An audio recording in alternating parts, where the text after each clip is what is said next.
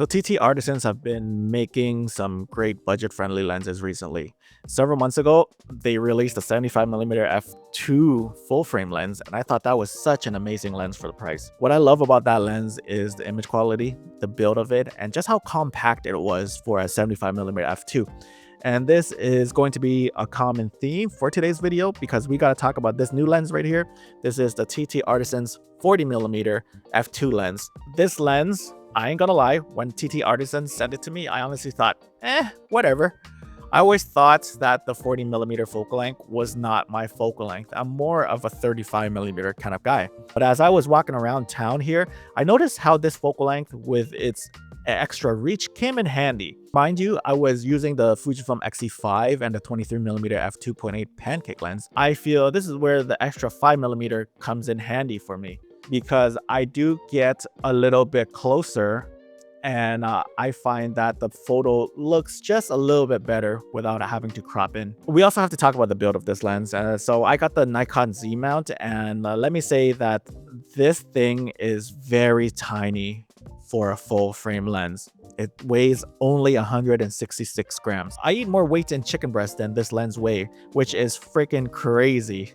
Now, what I like about the build is it's a metal design. It feels nice to hold in the hands. It has an aperture dial. There is no rubber gasket seal, so this lens is not weather sealed. And, here's one thing that I do get annoyed of. Can Ttartisans just make the back cap just a little bit tighter, or like tighten it up a little bit more?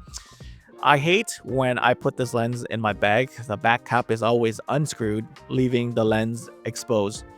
This happens with all their lenses recently, with their autofocusing lens from the APS-C lens mount and now the full frame lens. It's annoying because, I don't baby my gear. I'll just toss the lens into the bag, and most of the time with all the moving around that I do, the moving around and the shuffling, afterwards I would take out this lens and the back of the mount is exposed, and because the cap was just too loose.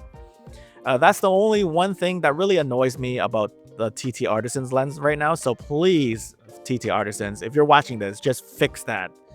That's the only gripe that I have about this lens. Generally, lenses this size have a more plastic build.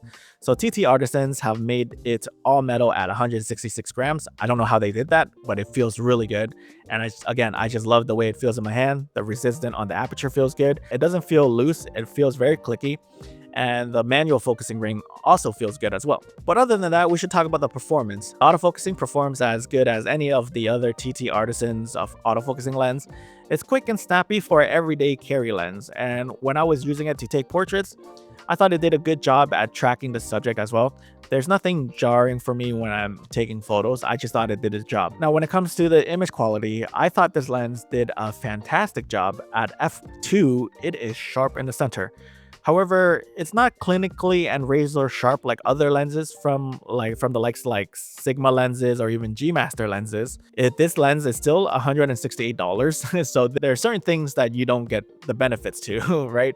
There is a certain character on this lens that I do like a lot. Although the center sharpness is good, I still think there is a bit of a soft feel to it.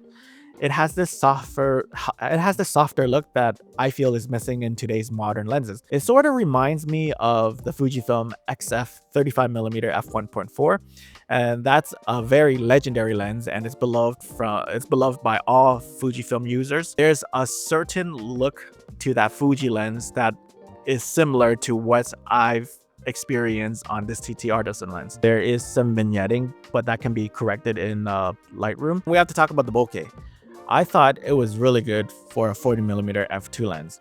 It's nice and smooth, and once you combine it with its 40 centimeters minimum focusing distance, you can absolutely get some good background separation, especially if you're sticking this lens onto a full frame camera. There are times where the bokeh looks like it's swirling and concaving in, so there is a certain look and charm to it. And also another thing, I usually don't comment on sunstars, but I took this shot right here at f8 with this lens, and I thought the sunstars look really, really good. Here are some shots with the bokeh balls if you're interested in, inspecting balls. But hey man, I don't judge. I think it looks good. When it comes to flares, this lens have it, and it is to be expected because of the price. It suffers from flares wide open, and you do see a loss of contrast, so just be mindful. Now, when it comes to my overall experience, I do enjoy how light this lens is and how easy this lens just stow away in my bag. You get an all-metal design, a lens with an aperture ring, an autofocusing full-frame lens at f2, all for the price of 166 bucks. Like I said earlier, this lens will probably fit well with something like the Nikon ZF with its sleek retro design.